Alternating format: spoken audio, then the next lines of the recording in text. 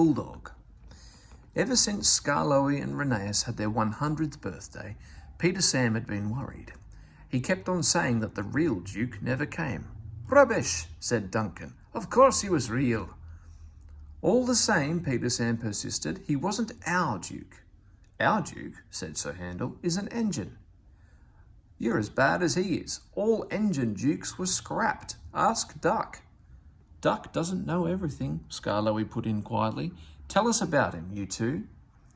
Here is one of the stories that Peter Sam and Sir Handel told about Grandpuff.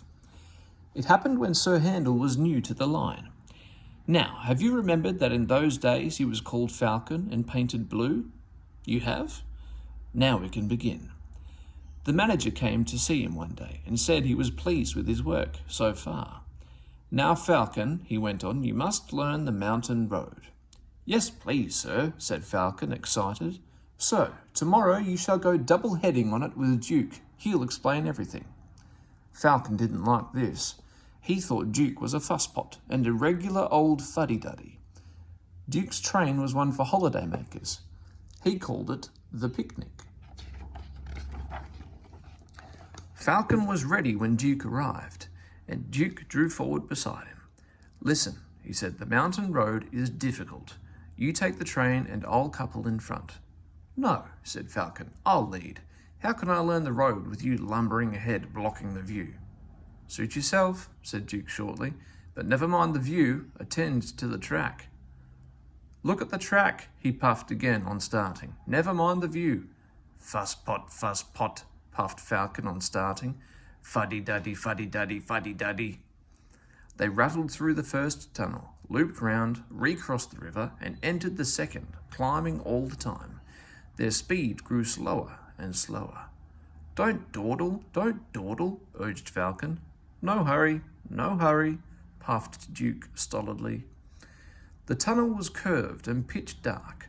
Falcon felt stifled. He wanted to get out. Presently the light grew. 2 ribbons of track appeared ahead in the gloom. Watch the track," warned Duke. Fusspot," scoffed Falcon.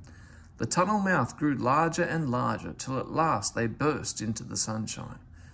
The line here swung sharply right. It was laid on a ledge cut in the hillside. Below lay the valley up which they had come. Track and buildings looked tiny, like toys. No one quite knows what happened next. Duke said there must have been something on the track, and Falcon hadn't kept a good lookout. Falcon said he was dazzled, so how could he keep a good lookout? Anyway, their coaches had barely cleared the tunnel when Falcon lurched. His front wheels, derailed, crunched over sleepers and ballast. He came to rest with one wheel uncomfortably near the edge. Duke had saved Falcon. Now he held on grimly with locked wheels and taut couplings. "Young idiot," he hissed. "Stop it! I can't hold you if you shake." Falcon tried hard to stop shuddering. Quickly, Duke's driver and fireman chocked his wheels and strengthened the coupling between the 2 engines. "Thank you," said Duke. "Now I'll manage." With Duke secure, the 2 crews, helped by a plate layer, propped up Falcon's front end. They were looking forward to a rest when Duke began wheeshing in an alarming way. His fireman ran to his cab. "Water!" he cried. "We want water, quickly!"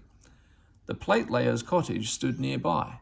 He explained to his wife, and the passengers borrowed jugs, buckets, kettles, saucepans, anything, in fact, which would hold water. They formed a chain from the well to the engine and passed them from hand to hand. The fireman, meanwhile, reduced his fire and anxiously watched the gauge. It was hot and tiring work, for Duke needed many gallons, but at last the fireman shouted cheerfully, "We're winning! Don't weaken!" and they all set to work again with a will. They cheered again when the breakdown gang arrived. They showed other passengers how to help them lever Falcon back to the rails. The manager was at the top station. He said he was sorry about the accident and thanked the passengers for their help. "Not at all," they said. "We admired the way you put things right and enjoyed the adventure." They thanked Duke and his crew for preventing a nasty accident. "Your Duke," they said, "is a hero.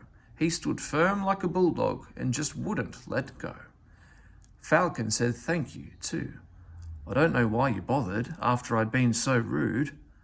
Oh, well, replied Duke, you'd just had a new coat of paint. It would have been a pity if you'd rolled down the mountain and spoiled it. That would never have suited his grace.